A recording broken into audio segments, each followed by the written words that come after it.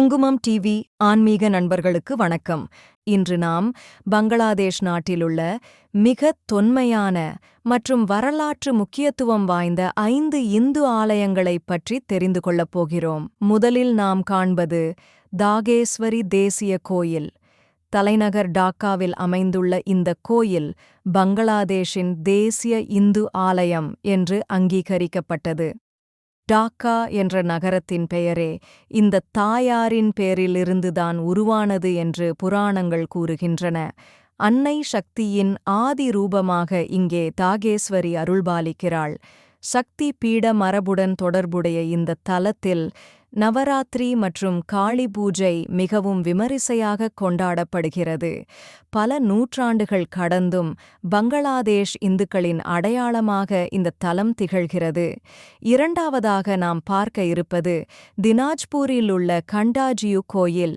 18ஆம் நூற்றாண்டைச் சேர்ந்த இந்த பிரம்மாண்ட விஷ்ணு ஆலயம் முழுக்க டெர்ராகோட்டா எனப்படும் சுடுமண் கலைப்பாணியில் கட்டப்பட்டது. இதன் சுவர்களில் இராமாயணம் மற்றும் மகாபாரத காட்சிகள் மிக நுணுக்கமாகச் செதுக்கப்பட்டுள்ளன.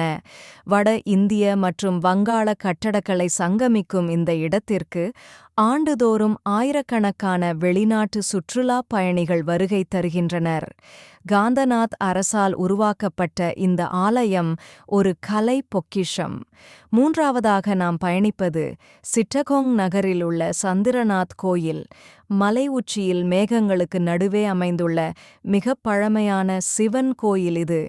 இங்குள்ள ஈசன் சந்திரநாத் என்று அழைக்கப்படுகிறார். அதாவது சந்திரனைத் தன் ஜடாமகுடத்தில் தரித்தவர் என்று பொருள்.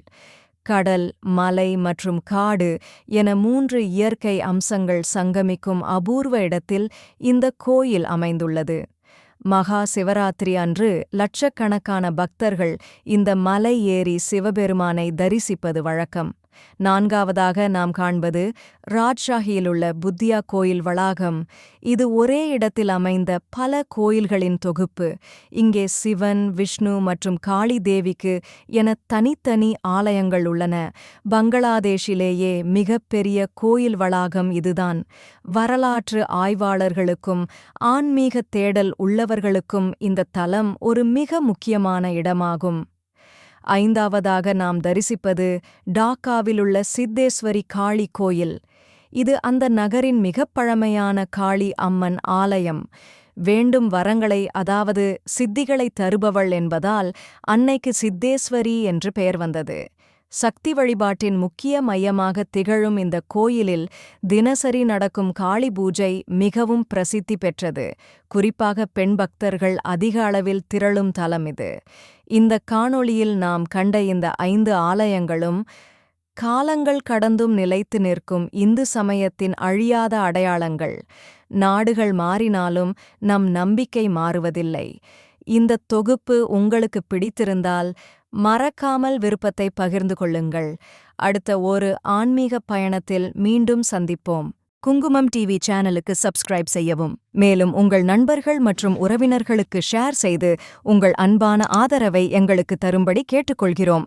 உடனடி அப்டேட்களுக்கு பெல் ஐகானை கிளிக் செய்யவும். எங்களுக்கு தொடர்ந்து ஆதரவளித்து வரும் குங்குமம் டிவி ஆன்மீக அன்பர்களுக்கு எங்கள் நன்றியும் வணக்கமும்.